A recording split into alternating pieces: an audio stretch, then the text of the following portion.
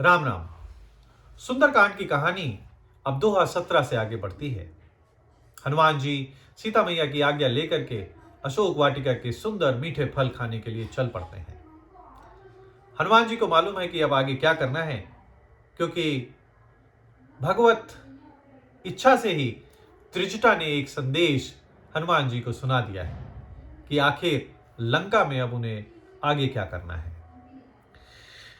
चले नाय सिरु पैठे बागा, फल खाए सितरु तोरे लागा।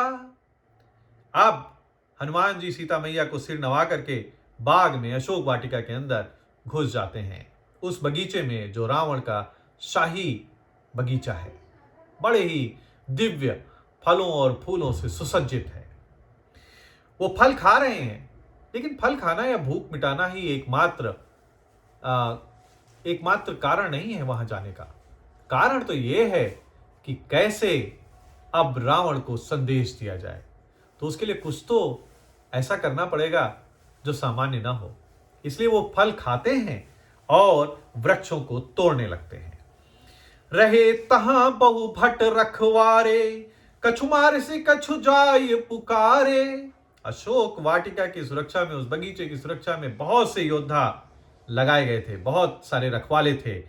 उनमें से कुछ को तो उन्होंने मार डाला जब वो बचाने आए वाटिका को, तो कुछ तो हनुमान जी के हाथों मारे गए और कुछ ने जाकर के रावण से पुकार की।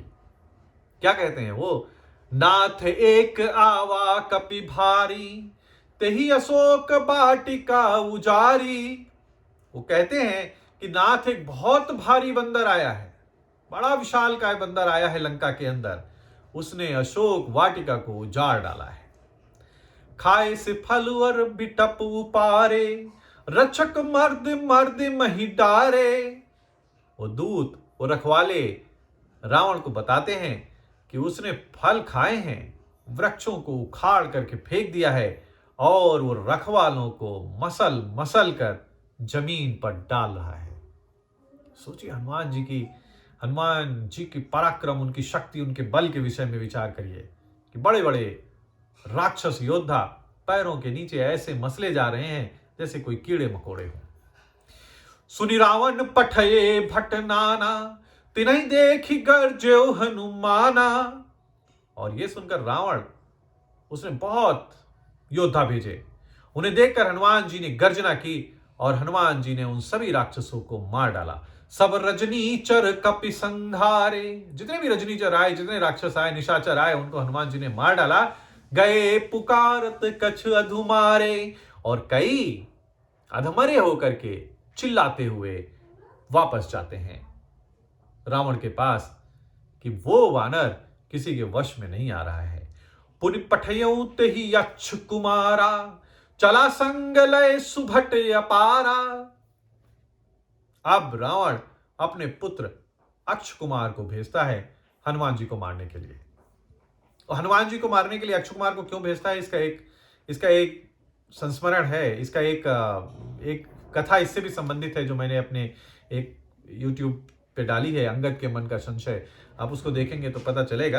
तो अक्ष कुमार को भेजता है, वो बहुत असंख्य श्रेष्ठ योद्धाओं को साथ में लेकर के चलता है। आवत देख बिटप गही तरजा, ताहि निपाति महाधुनि गर्जा।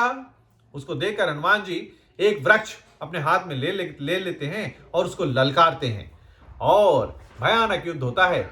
और उस भयानक युद्ध में उसे मारकर हनुमान जी बड़े ही जोर से गरजते हैं, गर्जना करते हैं।